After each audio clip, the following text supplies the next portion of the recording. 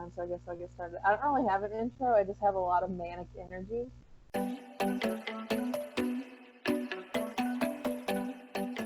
Um, hey guys, this is Becca. We are here, or I'm here with my friend Kaylin, who will be on one of these sides. I don't know which one.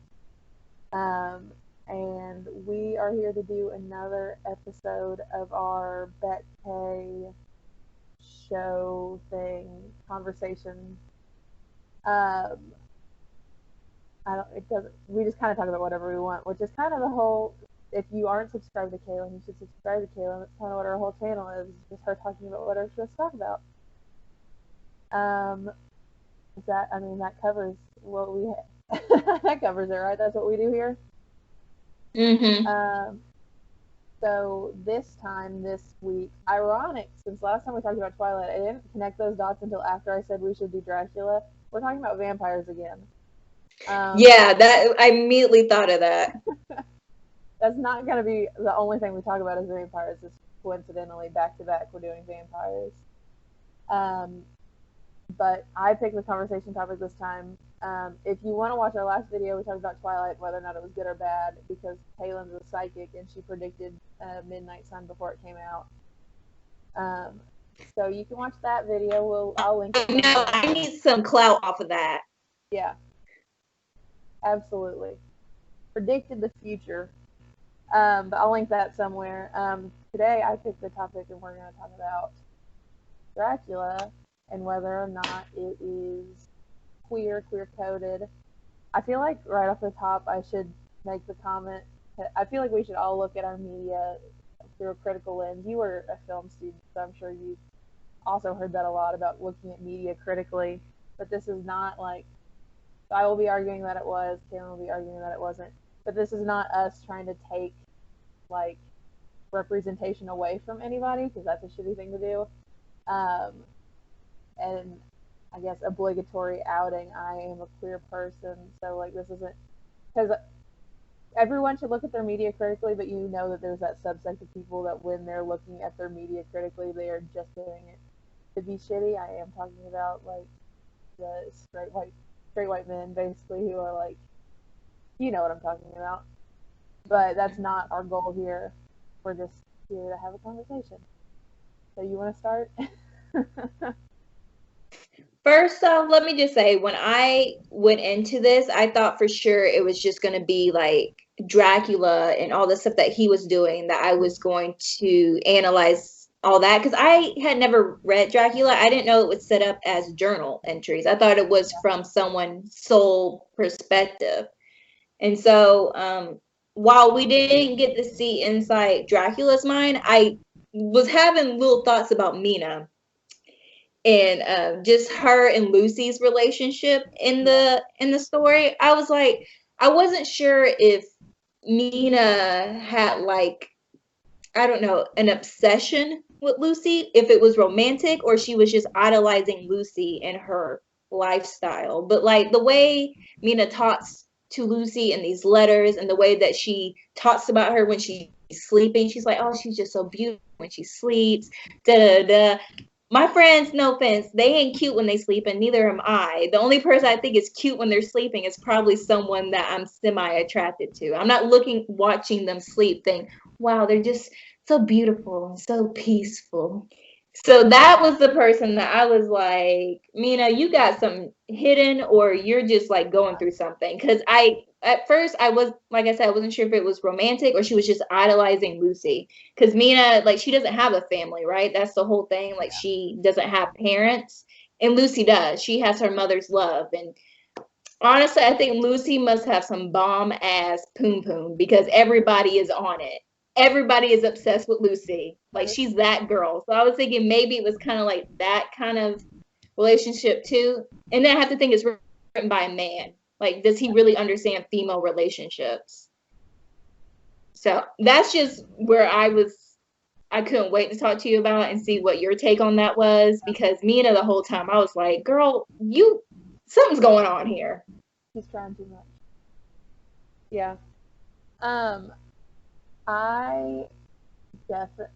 Well, because I wrote less like in text stuff and more like the general vibe. So yeah, I definitely agree that like everybody was after Lucy, like hardcore. I think I highlighted that thing you're talking about where like every time Mina talks about Lucy, it's like, well, that's not. There's no heterosexual explanation for My this. sweetest love, amazing angel Yeah, sent from heaven above. exactly. It's like suspicious. um, yeah, no, I definitely think.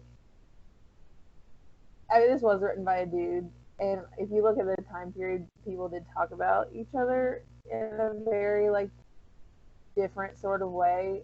So he is probably like not entirely sure how women talk to or about other women. But regardless of the fact, yeah, like there's some just like very much here for the Mina Lucy like not being straight at all.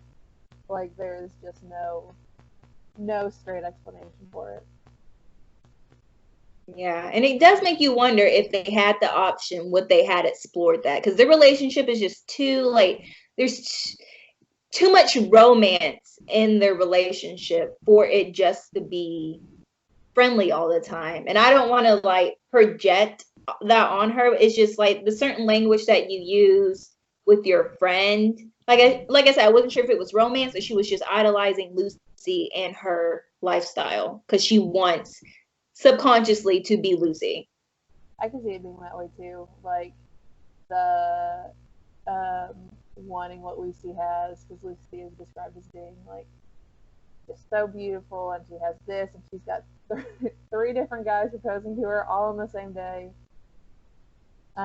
which Or I good for her. That is impressive. Because I mean, Mina starts out already engaged to Jonathan, so like in a way she's like she's kind of pitting Lucy. She's like, oh, I hope Lucy finds someone, and Lucy like she finds three different people, so Lucy's doing just fine.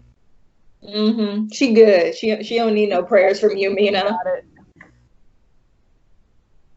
But yeah, I definitely because I did some research on top of reading this because like there were some like more subtle things that I wouldn't have caught. Just there were things that were very subtle that I probably wouldn't have looked too deep into unless someone had called it out, and I was like, oh, okay, well, yeah, I can see that. Like the whole religious aspect of it, like and why Dracula represents like sexuality and queerness because he anything that they used against him to get rid of him was religion, the cross, the was it the wafer things, the like all the religious stuff, and religion was just such a big part of this story in eliminating Dracula, who turned women into getting more men. Like he was turning women so he could attract more men. Yeah, and I think like a, another like important part of the story is to look at like the time period it was written in, because Dracula was like Bram Stoker started writing Dracula right around the same time that Oscar Wilde went to jail for homosexuality, like had been arrested for it, and they knew each other. Like Bram Stoker married one of the women that Oscar Wilde kind of like pursued, and they were both friends with Walt Whitman. So you can if you cannot prove it, you can pretty much assume that they ran in the same social circles and they knew each other. So you could almost read this as like his, um, if not his apology to Oscar Wilde for not being more outspoken about homosexuality in the time, than him like examining it. It's almost like this idea of like repression versus acceptance as being like the homosexual or the queer person in the time, like Dracula, who is very out and very accepting of like what he is, versus like Jonathan Harker, who spends the whole time not quite sure what's going on and very like repressed over what's happening, and then all the religious trauma that Bram Stoker very obviously had, because you're right, like everything ties back to what the Holy Lord our God is going to do to fix this problem. Mm-hmm. Yeah, that was something else I really didn't pay attention to because when I think of Dracula, I just think of Van Helsing Yeah. and Dracula. I don't know Mina. I don't know Jonathan and all those people. Like until I read this, I was like, oh, there were other people part of this story. But like a lot of people, when I was looking stuff up, were talking about the relationship between Jonathan and Dracula and how that represents ownership and homosexuality because Dracula told those three girls, the three vampire girls, he's mine. Oh You yeah. can't have him. He's mine. I keep him to myself. We have good conversations. I take care of him. You can't have him. And so like that was like something subtle that he probably put in there that people were like, Yeah. Suspicious. Um, I feel like we have a lot of points for in the yes. I feel like I should start, if for nothing else, for argument's sake, to say no, it's not. But like it very, I don't know. In my eyes, like grading through it, if you know what you're looking for, it very obviously is this like.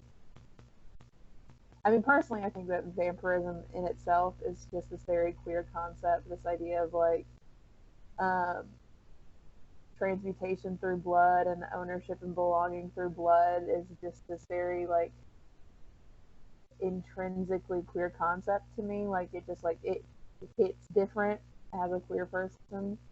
That like I have a hard time imagining how you could like get through this book and not be like there's like it just isn't straight. Like I don't. I mean, I can definitely see like you just getting this idea of um like you said that like sexuality, that sexual component of it, but I don't see how going through you don't like it's not just intrinsically queer. You know what I'm saying? Because anyone who thinks of Dracula now, like that's his whole thing. It's like Dracula, he has these orgies, he's with multiple people at one time. Like Dracula represents freedom of sexuality. Quote, like Lucy, the time she gets turned, she turns into this, woman, this free woman, this loose woman that we must protect her virtue and kill her before she does something she regrets. Right. So like his whole like aura is just sexuality and freedom and all that stuff, and that's why they use religion to get rid of him. But especially nowadays, it's way more in your face that Dracula, he don't care if you fine and you want to dine, he gonna do the do. Yeah. I mean, I guess you could argue that it is inherently like this love story for Jonathan and Mina, which I guess then makes it straight, but I just don't. I don't know. I'm having a hard time coming up with points for the contrary. You know what I mean? Like I know every man in the world's in love with Lucy, and then when Lucy's dead, she's Mina's got 5 different guys willing to go to bat and die for her. But Mm-hmm. but I mean that's just like the inherent text. When you look a little bit deeper, it just that seems like a very almost shallow interpretation of it.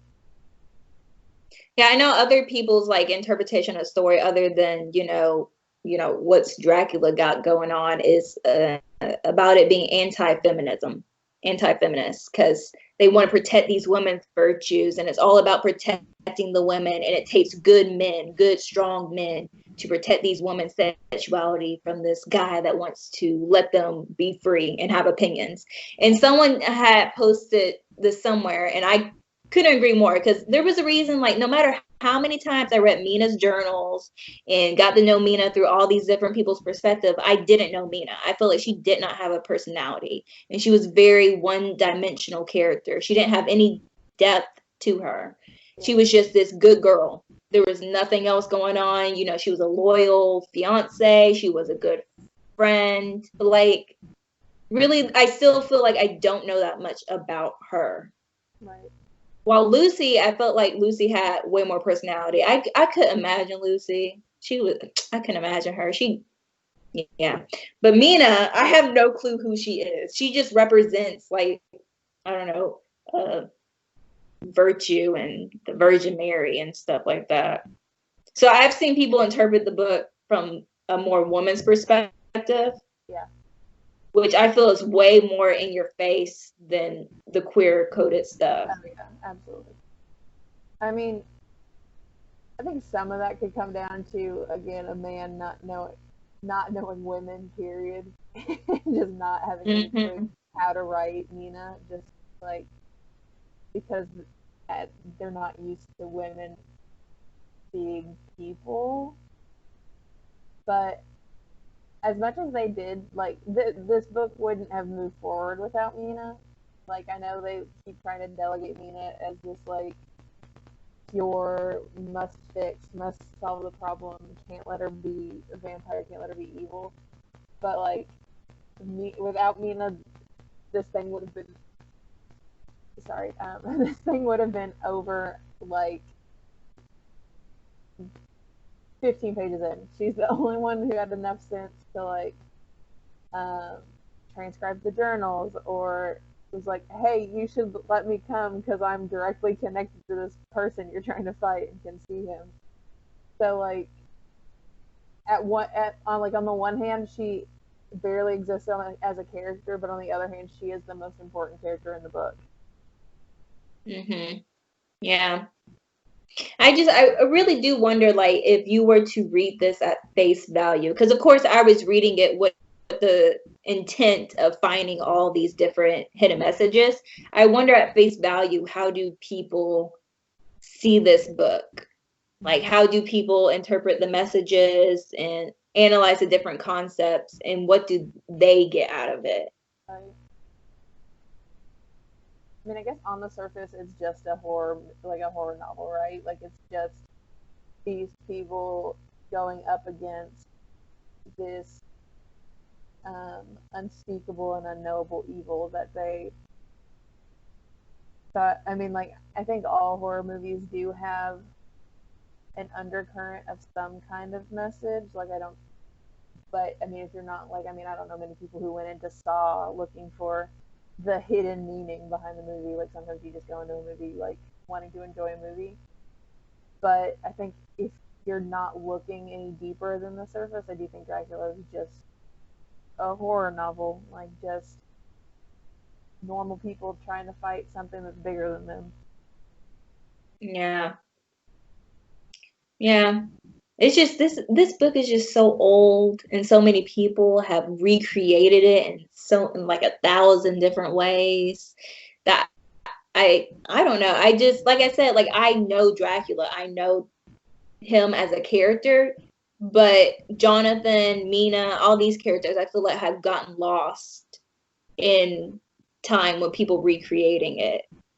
Like I didn't know Lucy was a person that got turned and did all this stuff. And of course, you know Van Helsing, which he wasn't nearly as much as a badass in the book as he is now. Like when I picture Van Helsing, I picture what's his face with the long black hair. What is his name? Is he the guy that plays Wolverine? He Yeah, I think plays Van he's Helsing in a movie too. yeah, Yeah, so that's who I picture Van Helsing. And in the book, I got like this religious guy yeah, he's who like a like tall German. he's a elder doctor or whatever. I'm like, you well, that's not how I imagined you. You're not nearly as attractive. Yeah, I mean, I think this along like I think old books like this they get stripped for parts, like what's interesting. So like vampires are interesting, vampire hunters are interesting, and then the rest just kind of gets left by the wayside. So like they don't want to examine what the vampirism might stand for. They don't really care about the side characters along the way. Like I still don't think I could tell you the psychologist's name, even though he was like present for half the book. I Dr. rem- Seward? oh Seward? yeah, yeah, but Is like it Seward? Yeah. Stewart sounds right.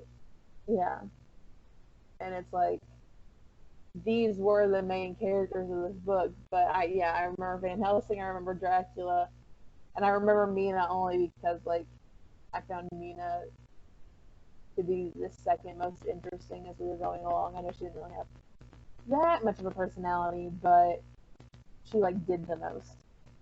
Mm-hmm. I I wonder, like, I wish I could have my husband read this, but that would take some effort and intelligence on his part to read it, because I know it would be too wordy for him, which that's what I was expecting, was something way wordier with flowery words and just like it just be over the top, which it had its moments where I was like, okay, so are you trying to do too much? Just say what you're trying to say. Yeah. However, it was way easier to read than some other stuff from long ago that would have just dragged on. I actually enjoyed reading this book because some of the stuff that I read was creepy, like him crawling on the walls. Dracula, he was looking out the window. Dracula's crawling down the wall. Sideways Spider-Man, yeah. Yeah, and then the three women. Which, by the way, I wonder what was the point of them in the story? Like, because I felt like they really didn't do much except scare Jonathan and then get killed. Yeah. I think it's just like further evidence of like how, because their main description is that they're vampires and that they're very pretty. So I think it's just this idea of like the tarnishing nature of the disease of being a vampire, you know? Like, because I think this book is very guilty, and I think the time period itself is very guilty of this idea that if people are beautiful, that means they are good. And so, this being a counterpoint, they are very beautiful, but they are also literally trying to murder somebody. So, obviously, this being a vampire is some unholy aberration to God's light and to the nature of purity or whatever. Mm-hmm. Someone, oh my gosh, I think I have it on my phone. Someone was saying the description of Dracula fits very close to the description of one of his friends that you mentioned. It fits the description of him, which even like further makes people think that maybe he had a thing for his friend, or there was something going on there, because the way that he describes the women is very, oh, they're pretty, they're this and that. While when he describes Dracula, he like looks at every inch of him, describes his eyes, his nose, his teeth, every part of him. That's like, you have like a real closeness to this character. Yeah.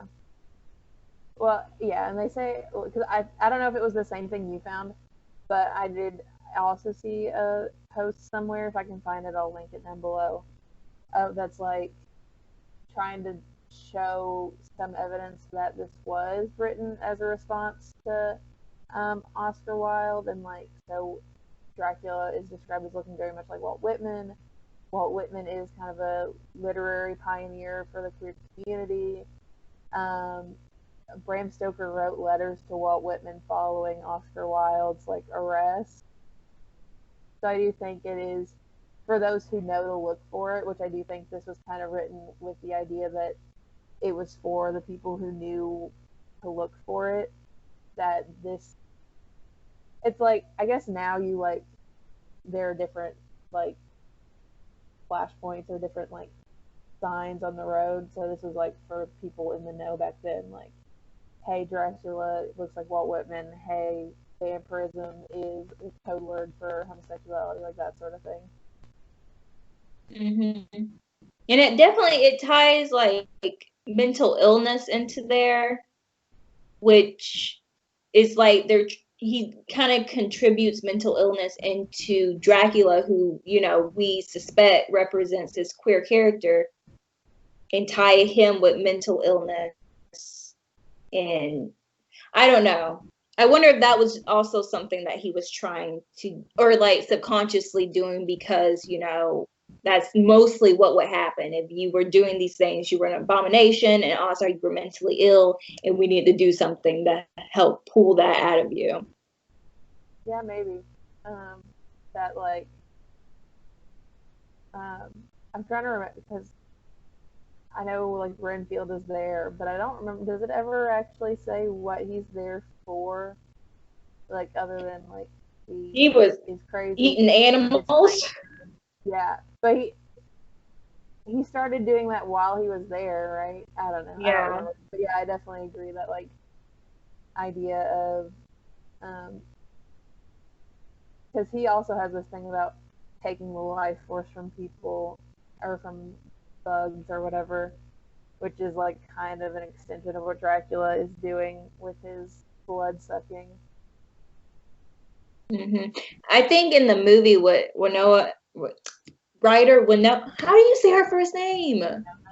Winona. Oh my God, the lady from Stranger Things and Beetlejuice. That lady in that movie. I skimmed over this in the book, but I didn't know that he was it Renfield or whatever, that he was originally the guy who went to Dracula to the estate to do all the stuff, and then something happened and he came back and he was crazy, and that's why they sent Jonathan. And that's what they said pretty much in the first like 5 minutes of the movie, but I don't remember getting that information from the book. I don't either. I remember there was another estate agent who was supposed to go in place of Jonathan, but I don't remember Renfield being tied to it. I may have also skimmed that because I listened to the audiobook for most of it because I was reading while I was at work. So they could have mentioned it and I might have just missed it. Which would make sense. I would also see the movie just doing that to rationalize his character being there.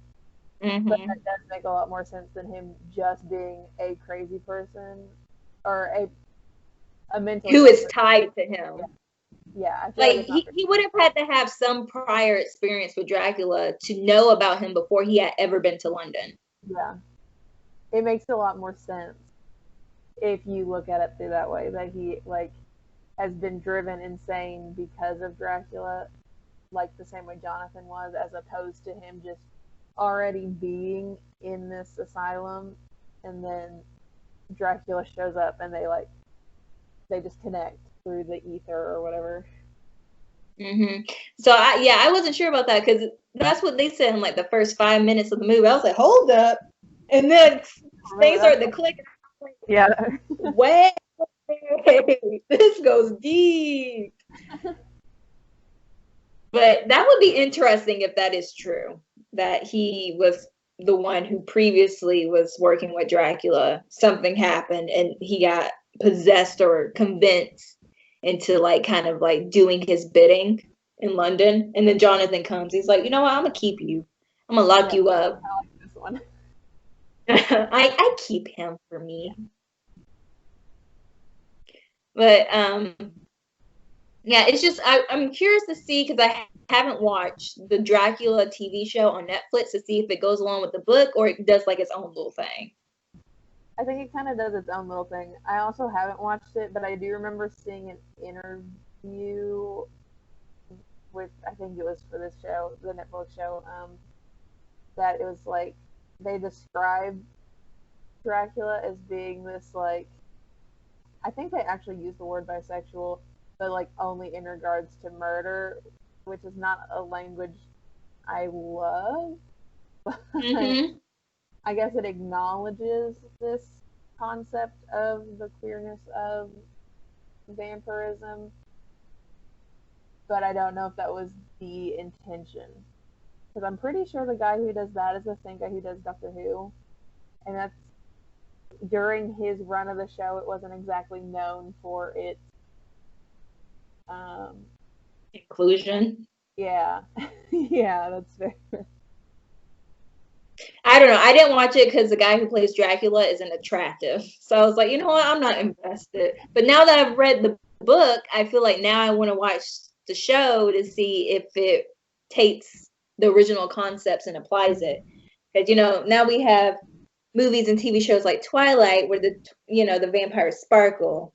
Yeah. And they can be around onions and which I'm trying to figure out what was the religious context of the like onions and garlic and stuff, because everything else was tied back to religion. I couldn't figure out what the garlic was. Yeah, I think that's just like one of those like old world, because he incorporates a lot of the old world mythology around vampires, so I don't know if that's like something that has come from those countries where vampires originate, or if this is something he has just made up and we have like added it into the vampire mythos, or what, because like everything else makes sense, like the high tide can only come in when the tides change thing makes sense because like changeability or whatever. But the garlic is just, he doesn't like the way it smells, or I don't know. I wonder if it's part of like the Catholic faith, because that's mostly what I'm granted, like a lot of um Christianity share a lot of the same symbols and stuff. So like a lot of the stuff, yeah, I knew what it was. But I wonder if the garlic thing ties more into like something in the Catholic faith that I just have no clue about. Yeah, But I remember my uncle, because he wrote a vampire book, and he was so pissed at Twilight. He was like, vampires don't sparkle because the sun represents God, and that's why they burn whenever the sun comes up, because they represent the devil and the darkness and what you don't want in the world, and the sun represents God. huh.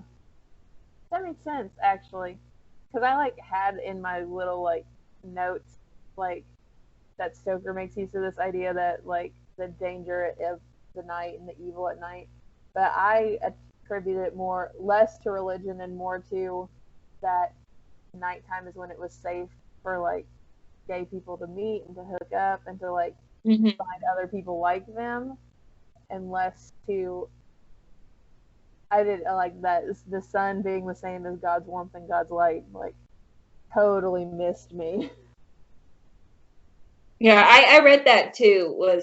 That was probably another reason why they can't be out in the sunlight. They can't be caught in the sun and stuff like that was like you just said. But I just remember my uncle going on this whole speech about how it represents God and they can't be out and that's why they're supposed to burn. Huh. That makes sense though.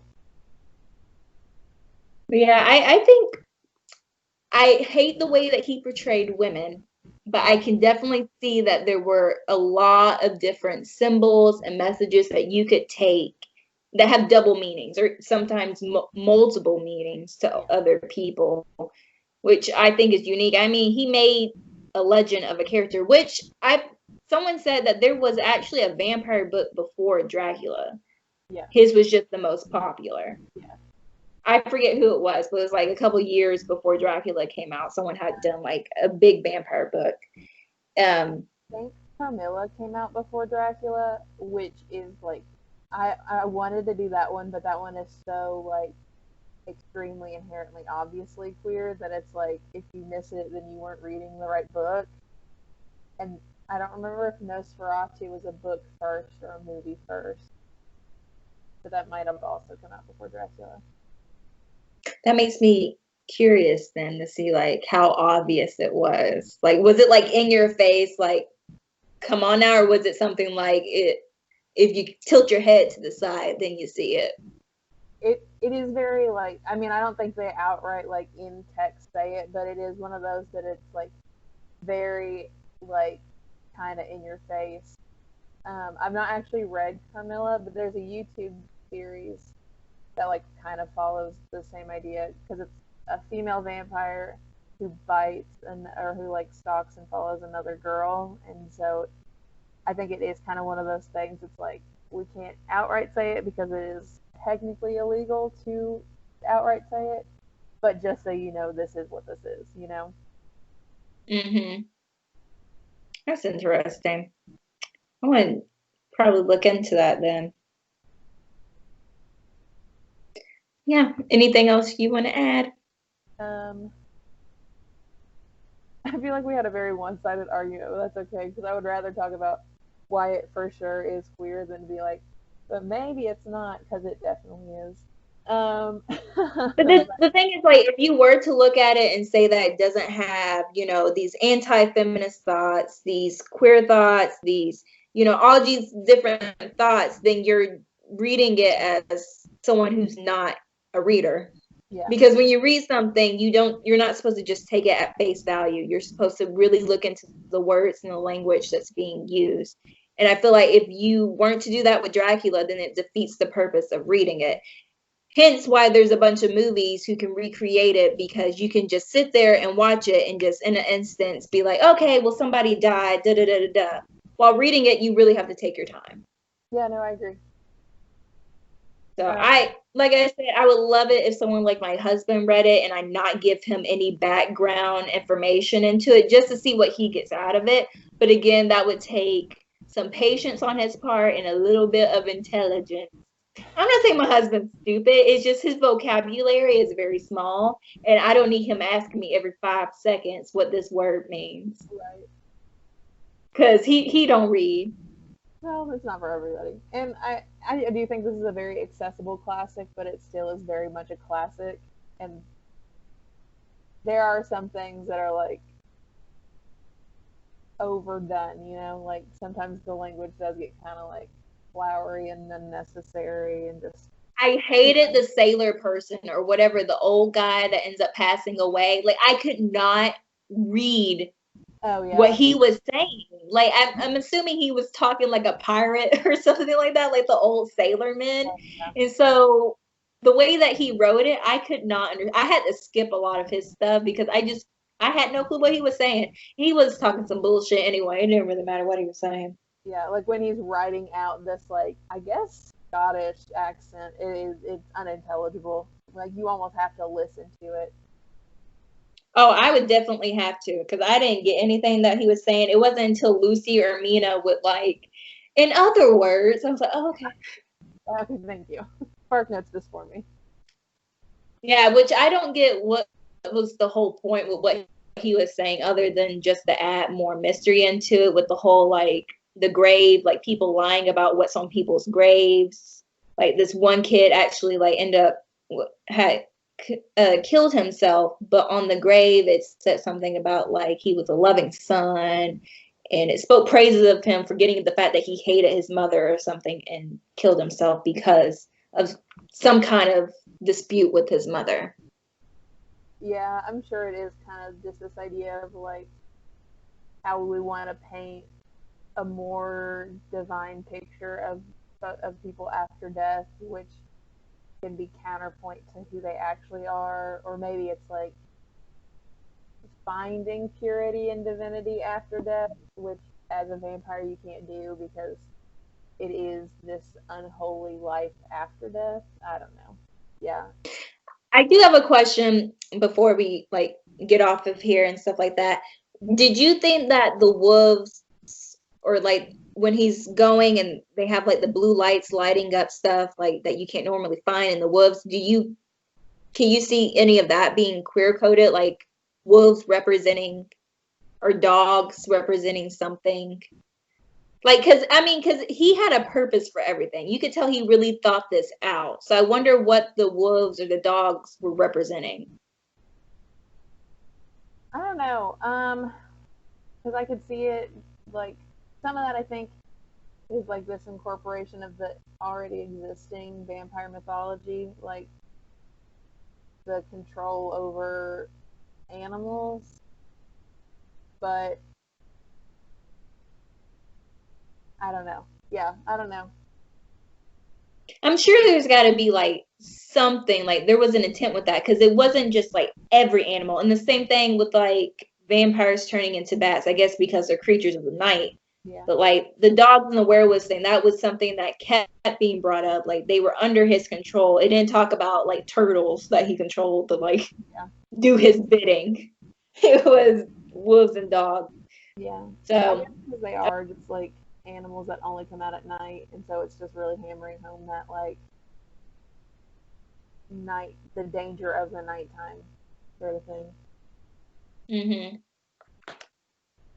I'll have to look that up, see what other people think. If he, recycled that from someplace else, or he meant for that to be intended to be looked at as something else. Or maybe he had dogs and it's like, I want to include this into my book. Fuck these cats. I'm gonna have dogs in my book. Yeah. That would be me. Fuck them cats. Yeah. Yeah, I appreciate you suggesting this book because it is a classic, and like I said, I have read so many like vampire books and watched so many like retellings of Dracula without reading like the golden child of vampire books. And I'm happy that now I can say that I am an intellect and I have read Dracula, and no one can tell me nothing no more. Exactly, you've done it. I can walk up with my head held high because I read Dracula. There you go. Now I'm thinking of, I want to do like a classic book, but I got to look on that website to see if it's on there. I've always wanted to read Pride and Prejudice because I love Pride and Prejudice, Oh, there's one. the movie. Pride and Prejudice is 100% on there. It's been out too long for it not to be. So I'm considering that one, just heads up, because I love the movie. The movie was so great. Well, I think I've covered everything I had written down. Have you gotten everything you've got written down? Yeah, I had highlighted stuff, but pretty much like we went over everything. Okay, I guess I should wrap this up then.